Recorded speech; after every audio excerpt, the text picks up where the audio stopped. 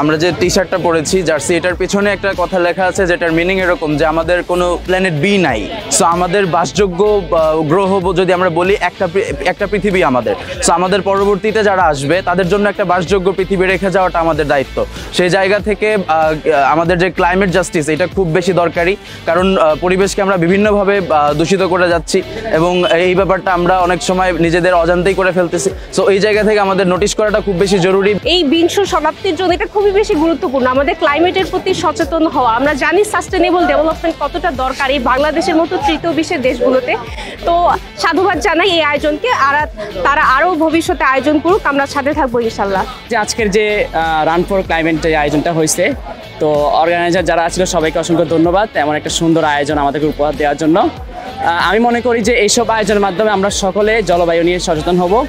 আমরা নিজেরা সচেতন হচ্ছি, কিন্তু অন্যরা কি হচ্ছে কিনা সেটাই কথা। কিন্তু এইসব আয়োজনের মাধ্যমে আমরা দেখতে পাচ্ছি যে আয়োজক কমিটি অন্যদেরকে সচেতন করার জন্য চেষ্টা করছে, পাশাপাশি সবাইকে জানান দিচ্ছে যে জলবায়ু পরিবর্তন নিয়ে আমাদের কতটুকু এগিয়ে আসার দরকার, এসব বিষয় নিয়ে।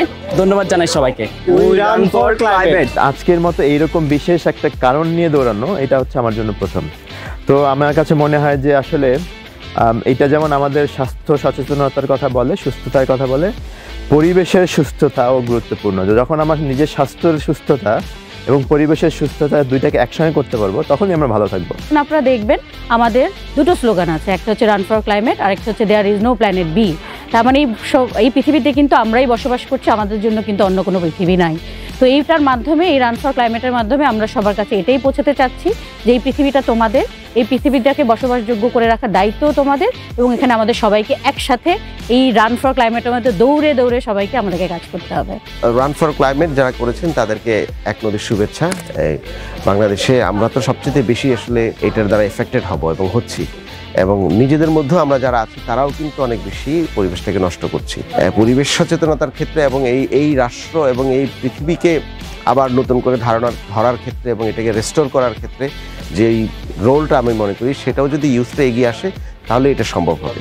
ইনস্ট্রুমেন্টাল হিসেবে যে কাজগুলো এখন করা হচ্ছে সেটা আরও কন্টিনিউ করা উচিত। সিটি কর্পোরেশন আপনাদের সাথে থাকবে। আমরা পুরো ঢাকাকে গ্রিন ট্রান্সফরমেশনের দিকে নিয়ে যেতে চাই, এবং এই পুরো গ্রিন ট্রান্সফরমেশনের সবচেয়ে বেশি যাদের উপরে আমরা ভরসা করে বসে আছি এবং তাকিয়ে আছি, সেটা হচ্ছে যে পুরো ইউথ আমাদের সাথে এঙ্গেজ করবে।